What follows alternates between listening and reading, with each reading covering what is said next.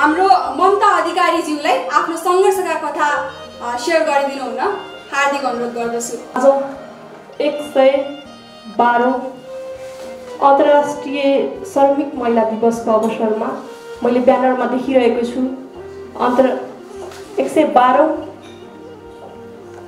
महिला दिवस भनेर लेखिएको छ। तर मलाई जहाँसम्म लाग्छ आज 112औं अन्तर्राष्ट्रिय महिला श्रमिक दिवस हो। किनभने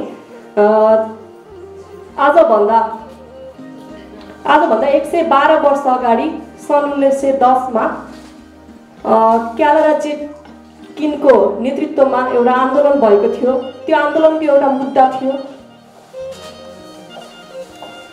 महिलाले मताधिकारको अधिकार पाउनुपर्छ र श्रममा चाहिँ समान ज्याला हुनुपर्छ। पुरुषले श्रम उति बेलाको प्रचलन अनुसार पुरुषले गर्ने कार्य र महिलाले गर्ने कार्य समान भए पनि र समय पनि समान भए पनि तर महिलाको हकमा चाहिँ ज्याला कम र पुरुषको हकमा ज्याला बढी हुन्थ्यो। अब यसको विरुद्धमा एउटा कमरेड क्यालरा जेटकिनको नेतृत्वमा एउटा ठुलो आन्दोलन र सङ्घर्ष भएको थियो र तत्पश्चात चाहिँ त्यहाँको गभर्नमेन्टले त्यो आन्दोलनलाई मध्यनजर गरेर अन्तर्राष्ट्रिय श्रमिक महिला दिवस घोषणा गरेको थियो। पछि यसको आकार बढ्दै गएर विभिन्न देशहरूमा अन्तर्राष्ट्रिय महिला श्रमिक दिवस मनाउँदै गयो र आज हामी 112औं अन्तर्राष्ट्रिय श्रमिक महिला दिवस हामी कर्णाली प्रदेशको वीरेन्द्रनगरमा मनाउन गइरहेका छौँ र कार्यक्रम सुरु भइ पनि सकेको छ। यसै गरी सर्वप्रथम म आफ्नो परिचय दिन चाहन्छु। नमस्कार, मेरो नाम चाहिँ ममता अधिकारी। मेरो घर चाहिँ कालीकोट जिल्ला सान्नी त्रिवेणी गाउँपालिका वडा नम्बर 1 लुसार। म चाहिँ अहिले मध्यपश्चिम विश्वविद्यालयको विकास अर्थशास्त्र डेभलपमेन्ट इकोनोमिक्सको 7th सेमिस्टर ब्याचलर 7th सेमिस्टरको स्टुडेन्ट र मलाई हिजो यहाँको आयोजक साथीले भन्नुभएको थियो कि तपाईँ अहिले एज अ यङ पोलिटिक्समा हुनुहुन्छ, वुमेन पोलिटिक्समा अथवा स्टुडेन्ट युनियनमा पनि आबद्ध हुनुहुन्छ, त्यही भएर तपाईँले आफ्नो सामान्य एक्सपिरियन्सहरू सुनाइदिनु भनेर भन्नुभएको थियो। म त्यसैले मध्यनजर गरेर चाहिँ मेरो पोलिटिकल्ली करियर कसरी सुरुवात भयो भन्नेतिर म केही संक्षिप्तमा केही भन्न गइरहेको छु। र म चाहिँ कालीकोटमा जन्मेको मान्छे। उतिखेर चाहिँ म सानोमा ड्याडीले चाहिँ मलाई 3 वर्षको हुँदाखेरि चाहिँ मलाई कैलाली लिएर आउनु भएछ। त्यतिखेर मलाई यस्तो बसहरू गाडीहरू हुन्छ भन्ने थाहा थिएन। लिएर आउनुभयो। त्यसपछि कैलाली म 6 महिना जति पढेँ एउटा सरकारी स्कुलमा। त्यसपछि फेरि ड्याडी इन्डिया बस्नुहुन्छ। मेरो ड्याडी अहिले पनि इन्डिया बस्नुहुन्छ। उति बेलादेखि अहिलेसम्म म जन्मिनुभन्दा पहिलादेखि नै ड्याडी इन्डिया बस्नुहुन्छ। अनि ड्याडी एक्लै बस्ने अनि मम्मीले खानासाना पकाउन सजिलो हुन्छ भनेर ड्याडीले मलाई पनि इन्डिया लगेर जानुभयो र इन्डिया म 2 क्लाससम्म पढेँ। त्यसपछि चाहिँ फेरि घरको पारिवारिक समस्याको कारणले गर्दा फेरि ड्याडी मम्मीले मलाई कालीकोट लगेर जानुभयो। त्यतिखेर चाहिँ म सानोमा इन्डिया बसेको हुनाले मलाई त्यतिखेर त्यति नेपालीहरू पनि राम्रोसँग बोल्न आउँथेन। तर कालीकोटको भूगोलमा पछि त्यहाँ बस्दा पछि चाहिँ मैले नेपाली बोल्न पनि सिकेँ र त्यसै क्रममा चाहिँ म 2 क्लासदेखि माथि 10 क्लाससम्म चाहिँ म कालीकोट नै पढेँ। र त्यो सन्दर्भमा चाहिँ मलाई कस्तो भयो भने त्यो 2 क्लाससम्म पढेको सबै कुरा बिर्सियो कि त्यो बिचको पिरियड त्यस्तो खालको हुँदो रहेछ होइन। यहाँ स्वास्थ्यकर्मीहरू पनि हुनुहुन्छ। त्यो सबै बिर्सियो। मलाई त्यस्तो रोड त्यो गाडीमा हिँडेको त्यो एउटा सपना जस्तै लाग्यो कि मलाई त्यो गाडीमा हिँड्ने होला र तर हिँडेको थियो भन्ने चाहिँ लाग्ने। तर त्यहाँ त्यस्तो रोड कुनै पनि देखिन्न हाम्रो गाउँतिर। 2 घन्टा हिँडेर स्कुल जानु पर्थ्यो। त्यसपछि फेरि घर आयो। घर आउँदाखेरि पनि हाम्रो त्यस्तो होमवर्क गर्ने त्यस्तो टाइम पनि हुँदैन। घाँस काट्न गयो, दाउरा गयो। त्यसपछि फेरि आयो राति पनि त्यो पनि त्यतिखेर त्यहाँ अहिले पनि बत्ती छैन मेरो गाउँमा। त्यतिखेर त्यो टुकी हुन्थ्यो, त्यो बालेर राति पढ्ने। मम्मीहरू सबै सुतिरहेको हुन्थ्यो अनि त्यसरी पढ्ने। अनि बिहान पनि फेरि उठेर घरमा भैँसी पाले हुन्थ्यो। कहिलेकाहीँ सोतर ल्याउन जाने, कहिलेकाहीँ घाँस ल्याउन जाने। फेरि आयो, फेरि अलिअलि त्यतिखेर आधा 1 घन्टा टाइमसम्म होमवर्क गऱ्यो, फेरि स्कुल गयो, स्कुल पनि 2 घन्टा लाग्ने, 8 बजेभित्र 4 बजे उठेर काम गर्नु पर्थ्यो। त्यसरी मेरो 10 क्लास चाहिँ त्यतैबाट भयो, 10 क्लास पास। त्यसपछि चाहिँ म सुर्खेत आएँ। त्यो सन्दर्भमा चाहिँ मैले आफ्नो परिवारसँग पनि सङ्घर्ष गर्न पर्यो, म सुर्खेत आउने कुरामा पनि। अनि मेरो ड्याडीको 3टा छोरी र एउटा कान्छो भाइ, आई मिन छोराकै कारणले गर्दा छोरी जन्माउनु भएको पछि गरेर, अनि 3टा बहिनी, म जेठो। अनि मेरो ड्याडीको 3टा भाइ हुनुहुन्छ, उहाँले भन्नुभयो कि अब 10 क्लास पास पनि भइसक्यो, हाम्रो गाउँतिर प्रायः जसो 10 क्लास पास 8 क्लास पढ्ने बित्तिकै पहिलो पनि जान्छौँ कि, अनि म 10 क्लास पनि पढिसक्यो, अब यो पहिलो जान्छ, किन पढाउनु पऱ्यो भनेर भन्नुभयो मेरो अङ्कलहरूले। अनि पछि ड्याडीले के भन्नुभयो भने होइन म त छोरो जस्तै मान्छु, जेठो छोरो हो मेरो लागि भनेर ड्याडीले मलाई, आई मिन मेरो मम्मी पनि एग्री हुनुहुन्थेन कि म सुर्खेत पढ्न आउनुपर्छ भन्ने कुराहरू। अनि फेरि ड्याडीलाई मैले यति धेरै कन्भिन्स, ड्याडी म पढ्न चाहन्छु, किनभने म त्यतिखेर कालीकोटको पनि एउटा स्कुलको राम्रो स्टुडेन्ट थिएँ। अनि पढ्न चाहन्छु ड्याडी, म जसरी भयो नि पढ्छु, तपाईँलाई पछि राम्रो गर्छु, तपाईँलाई त्यो इन्डियाबाट म नेपाल ल्याउँछु भन्ने एउटा सपना कि, तर अहिले पनि पुरा भएको छैन मेरो। त्यसपछि त्यस्तो भनेर मैले कन्भिन्स गरेर म सुर्खेत पढ्न आएँ। सुर्खेत पढ्न आउँदाखेरि पनि सुर्खेत कम्प्युटर पढेँ, त्यसपछि के अरे त्यो स्टाफ नर्स पढ्छु भनेर मैले त्यसरी मेरो सबै साथीहरू पढिरहेको, मलाई त्यस्तो केही नलेज पनि थाहा छैन के पढ्दा कस्तो हुन्छ। स्टाफ पढ्छु भनेर मैले स्कलरसिप निकालेपछि चाहिँ पढ्ने, नत्र चाहिँ घर फर्केर जाने भन्ने हाम्रो सबैको डिसिजन भयो। पछि मेरो स्कलरसिपमा पनि नाम निक्लिएन कि, फेरि प्राइभेटमा चाहिँ निक्लियो, स्कलरसिपमा निक्लिएन। पछि चाहिँ मैले अब जसरी रोइ कराइ जित्दै गरेर मैले +2 चाहिँ म्यानेजमेन्ट गरेँ यतै आदर्श राज मेमोरियल हायर सेकेन्डरी स्कुलबाट, फ्यामिलीलाई कन्भिन्स गरेर। अब चाहिँ म यो एकदम फ्यामिली ब्याकग्राउन्डको कुरा भयो, अब चाहिँ म पोलिटिक्समा कसरी जोइन भएँ भन्यो। अनि मलाई +2 पास भइसकेपछि यहाँ मेरो साथी पनि हुनुहुन्छ श्रुतिजी, हामी एउटै क्लासमा पढेको। सबै साथीहरू मोडेल कलेज जानुभयो पढ्न, तर मलाई ऊ आदर्शजी पनि हुनुहुन्छ, हामी उतै एउटै कलेज पढेको। सबै साथीहरू मोडल कलेज गयो, मेरो क्लासको म मात्रै विश्वविद्यालयमा पढ्नुपर्छ सोचेँ। किनकि मलाई कस्तो फिल भयो भने पोलिटिक्समा जोडिनको लागि सबैभन्दा एउटा राम्रो माध्यम भनेको विश्वविद्यालयमा पढ्नुपर्छ, त्यहाँ राजनीति हुन्छ र मैले त्यो लिडरसिप पावर डेभलपमेन्ट गर्नुपर्छ र म देशको नेता बन्नुपर्छ भन्ने चाहिँ मलाई त्यस्तो फिल भयो कि। अब चाहिँ किनभने अब म स्टाफ नर्स टेक्निकल कुनै कोर्स पढाएर त म जागिर खानेतिर लाग्थेँ, तर अब चाहिँ मैले पोलिटिक्स गर्नुपर्छ भन्ने उद्देश्य, पोलिटिक्स गर्ने कहाँ राम्रो कलेज होला भन्ने लाग्यो मलाई। त्यसपछि मैले विश्वविद्यालयलाई प्राथमिकतामा राखेँ र म विश्वविद्यालयमा एडमिसन भएँ। अनि विश्वविद्यालयमा गइसकेपछि चाहिँ मलाई मेरो फ्यामिली ब्याकग्राउन्ड चाहिँ माओवादी केन्द्रसँग सम्बन्धित भए पनि मलाई के फिल हुन्थ्यो भने मलाई यहाँको सुइटेबल, यहाँको वातावरणमा म कसरी स्थापित हुन सक्छु, अथवा मलाई कसले चान्स दिन्छ, मलाई कसले स्थापित गराउन सक्छ भन्ने उद्देश्यको साथ मलाई के फिल हुन्थ्यो, म क्लासमा बस्छु, जुनसुकै सङ्गठनको मान्छे आए पनि म कमिटेड हुन्छु। मलाई पोलिटिक्स गर्नु छ, मलाई त्यो कुन पार्टी के हो कस्तो हो केही पनि थाहा थिएन। जो पहिला आयो म त्यसको सङ्गठनमा कमिटेड हुन्छु जस्तो लाग्यो मलाई सुरुमा। त्यसको चाहिँ मलाई कसैले त्यो कुनै नेताले एज अ अथवा कोही मेरो फ्यामिली ब्याकग्राउन्ड पनि अब non political family background as a worker family, अब जस्तै पोलिटिक्समा लाग्नुपर्छ भन्ने पनि भएन। तर मलाई के फिल भयो विश्वविद्यालय गइसकेपछि चाहिँ त्यो पोलिटिक्सकै लागि गएको। पछि सुरुमा चाहिँ अखिल क्रान्तिकारी माओवादी पार्टीको चाहिँ भातृ सङ्गठन विद्यार्थी सङ्गठनको अखिल क्रान्तिकारी भन्ने सङ्गठनको दाइ दिदीहरू आउनुभयो कक्षामा। अनि मलाई त एकदम के पाइ के कानो आँखो भने जस्तो कि अब सङ्गठन निर्माण गर्न आयो। अनि त्यसपछि म कमिटेड भएँ।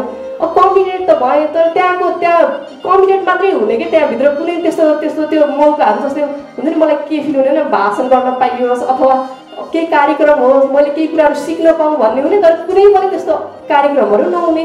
अनि कमिटेड भइराखेँ। त्यसपछि म क्लास कमिटीको अध्यक्ष भएँ, त्यसपछि फ्याकल्टी कमिटी व्यवस्थापन सङ्कायको फ्याकल्टी कमिटीको उपाध्यक्ष पनि भयो, तर कुनै पनि कार्यक्रम नहुने। अनि मलाई कस्तो फिल भयो भने अब मैले भने कुराहरू त्यो विद्यार्थी नेताको माथिल्लो ऱ्याङ्कको मान्छेले नसुनिदिने। अनि मलाई के फिल भयो भने यसरी भएन। अब चाहिँ विश्वविद्यालयमा मेरो क्लासमा पनि लगभग 80% चाहिँ महिला हुनुहुन्थ्यो कि 80% महिला हुनुहुन्थ्यो। मलाई के फिल भयो भने विश्वविद्यालयको सन्दर्भमा चाहिँ यत्रो धेरै महिलाहरू पढ्छ, इन्जिनियरिङ संकाय बाहेक अरू सबै फ्याकल्टीमा चाहिँ महिलाको सङ्ख्या बढी के पढ्ने, तर पोलिटिक्समा चाहिँ आई मिन 5% पनि थिएन कि कुनै पनि सङ्गठनमा, नेभी सङ्घमा पनि, अन्तर्राष्ट्रिय विमान, अखिल क्रान्तिकारी कुनै पनि सङ्गठनमा 5% पनि छैन, अहिले पनि छैन। अनि मलाई के फिल भयो भने अब चाहिँ एउटा छात्राहरूको अर्गनाइज बनाउनुपर्छ, यो पोलिटिकल्ली पार्टीमा चाहिँ कोही पनि छात्राहरू जान लागेन भन्ने उद्देश्यका साथ एउटा छात्रा एकता समाज गठन गर्नुपर्छ भन्ने मलाई लाग्यो। र त्यसै सन्दर्भमा चाहिँ मैले सबै फ्याकल्टीको एक एकजनाको प्रतिनिधित्व गरेर भए पनि मैले एउटा मध्यपश्चिम विश्वविद्यालय छात्र एकता समाज गठन गरेँ र म आफै चलाउँछु भन्ने उद्देश्यका साथ म अध्यक्ष पनि भएँ। र त्यसै सन्दर्भमा मैले विभिन्न एक्टिभिटिजहरू चाहिँ त्यसरी त्यो महिलाहरूको जस्तै त्यहाँको उपप्राध्यापकहरूको अवस्था पनि देखेँ मैले विश्वविद्यालयको, होइन कस्तो भने सबै कुराहरू सबै प्रोग्रामहरूमा विश्वविद्यालय भनेको त एउटा व्यापक क्षेत्र हो, त्यसमा चाहिँ सबै क्षेत्रमा प्रोग्राममा एटेन्ड हुँदाखेरि चाहिँ त्यो पुरुषहरू मात्रै जाने कि एज अ सरहरू मात्रै जाने, अनि उपप्राध्यापकहरूको पनि अवस्था एकदम थोरै उपप्राध्यापकहरू त्यही माथि पनि त्यस कुनै पनि प्रोग्राममा सहभागिता पनि पाउने। अनि मलाई के फिल भयो भने अब यहाँको उपप्राध्यापकहरूलाई सल्लाहकार राखेर हामीले नै उनीहरूलाई राइज गर्नुपर्छ भन्ने उद्देश्यका साथ त्यसरी आई मिन महिलाको क्षेत्रमा चाहिँ त्यसरी भयो। त्यसपछि चाहिँ पोलिटिकल्ली हिसाबले अब भन्ने भने हामीले चाहिँ घरसँग पनि सङ्घर्ष गर्नुपर्छ। मलाई मेरो ड्याडी मम्मीले अब पहिला त पढाउँदै नपढाउने ड्याडी मम्मीले अब त्यसरी पोलिटिक्समा कसरी अनुमति दिनुभयो भन्ने पनि लाग्ला है। त्यतिखेर चाहिँ मेरो ड्याडी मम्मीले के भन्नुहुन्थ्यो भने कुनै पोजिसन थिएन नि त, म त एउटा मेम्बर तर पनि म एकदम धेरै पोलिटिक्समा जानुपर्छ, हरेक आन्दोलनमा सहभागी हुनुपर्छ, आन्दोलन बिना कुनै पनि कुरा प्राप्त हुन सक्दैन भन्ने उद्देश्यका साथ त्यसरी हिँडिरहेको मान्छे। मलाई फ्यामिलीले के भन्ने पोलिटिक्समा लाग्यो बिग्रियो भन्ने, मैले त्यस्तै खालको फ्यामिली टर्चरहरू पनि धेरै सहेर एज अ मेरो पढाइ पनि बिग्रियो बिचमा, होइन त्यस्तो त्यो पोलिटिक्समा लागेको कारणले गर्दा फ्यामिलीले एकदम धेरै टर्चर दिएर पछि चाहिँ मैले अब त्यसलाई ऊर्जाको रूपमा लिएँ। मलाई के फिल हुन्थ्यो भने म ब्याचलर लेभल पढ्ने एउटा स्टुडेन्टलाई त यस्तो खालको टर्चर हुन्छ पोलिटिक्समा आउन बाहिर आउन भनेपछि मलाई गाउँतिरको केटीहरू सम्झिन मन लाग्ने, गाउँतिरको महिलाहरू सम्झिन मन लाग्ने, उनीहरू पढे नलेखेको छ, उनीहरूलाई कति दुःख हुन्छ होला, कति सङ्घर्ष गर्नुपर्छ होला भन्ने मलाई लाग्ने। फेरि अहिले मैले पछिल्लो चरणमा मेरो धारणा के छ भने महिलाहरू हाम्रो देशको सन्दर्भमा र विश्वकै सन्दर्भमा पनि महिलाको जनसङ्ख्या पुरुषको तुलनामा बढी छ, तर नेतृत्वमा चाहिँ महिला किन आउँदैन, होइन राजनीतिक नेतृत्वमा अरू नेतृत्वमा आउने कुरा फरक कुरा हो।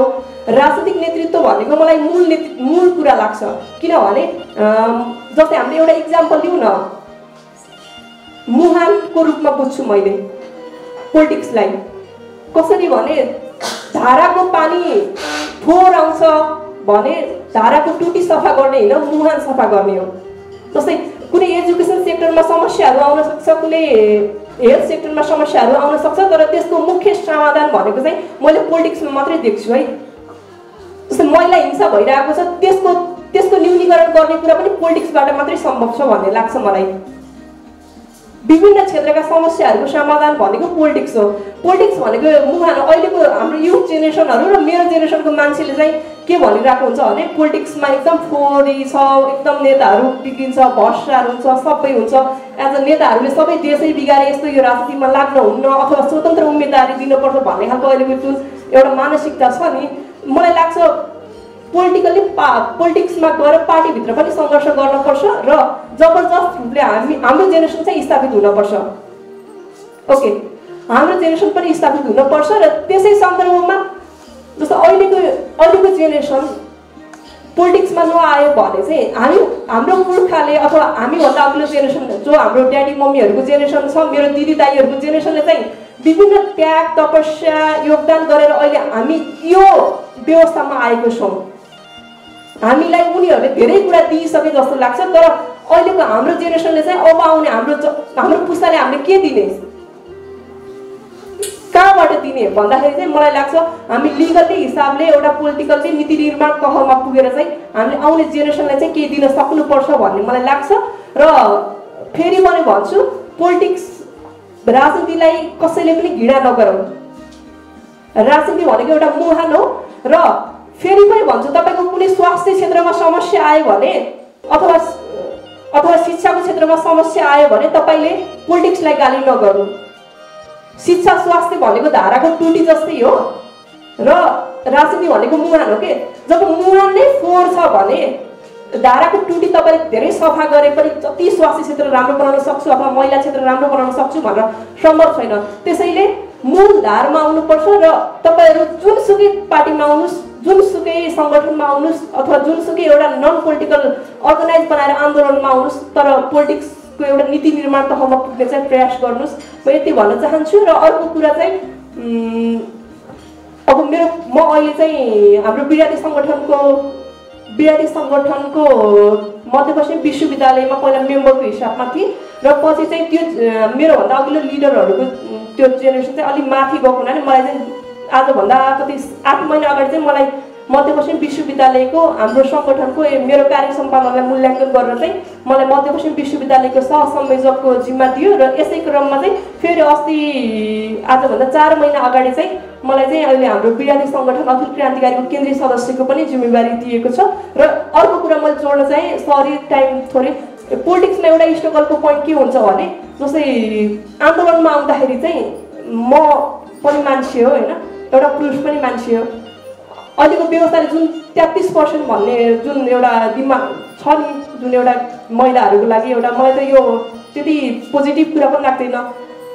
अथवा पिछडिएका क्षेत्रको महिलालाई अगाडि ल्याउनको लागि एउटा त्यो कुरा भयो। तर आन्दोलनमा सहभागी हुँदाखेरि अथवा कुनै पनि काम गर्दाखेरि कुनै पनि कार्यक्रममा चाहिँ एउटा पुरुष चाहिँ खुल्ला प्रतिस्पर्धाबाट जाने, तर म महिला भएकै कारणले गर्दा चाहिँ मैले समानुपातिकबाट अथवा महिला कोटाबाट केन्द्रीय सदस्य अथवा महिला कोटाबाट अरू कुनै मान्ने त्यस्तोमा जानु पर्दाखेरि चाहिँ मलाई एकदम धेरै पीडा बोध हुन्छ। किनभने हाम्रो कार्य सम्पादनको आधारमा हामीलाई जिम्मेवारी दिनुपर्छ, न कि एउटा महिला भएको नाताले मात्रै मलाई कुनै त्यस्तो जिम्मेवारी दिनुपर्छ जस्तो लाग्दैन। र यसको लागि चाहिँ हामी अहिले पनि आन्दोलनमै छौँ। मलाई लाग्छ सन् 1910 क्यालरा जेटकिनले सुरुवात गरेको आन्दोलन अहिले पनि जारी छ भन्ने मलाई लाग्छ र त्यो आन्दोलनमा चाहिँ हामी सम्पूर्ण महिलाहरू सहभागी हुन जरुरी छ र अहिले पनि सहभागी भएर नै यो प्रोग्राममा आइरहेको छौँ जस्तो लाग्छ। धन्यवाद। त्यो विकट ठाउँमा जन्मिएर होइन त्यहाँ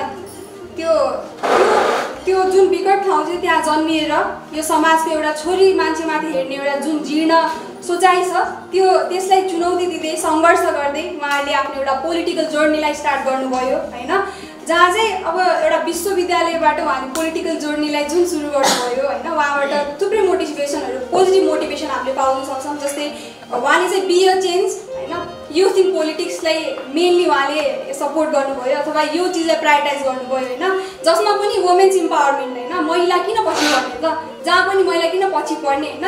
एउटा पोलिटिक्स भनेको एउटा यस्तो चिज हो होइन, पोलिटिक्स भनेको गेम अफ पावर हो। यसलाई नेगेटिभ वेमा चाहिँ डिफाइन नगरेर यसलाई पोजिटिभली लिएर होइन बी अ चेन्ज भनेर उहाँले जुन कुरालाई जुन एउटा थिमलाई बोकेर हिँड्नु भएको छ त्योबाट हामीहरूले धेरै कुराहरू सिक्न सक्छौँ होइन, धेरै कुराहरू हामीले सिक्यौँ।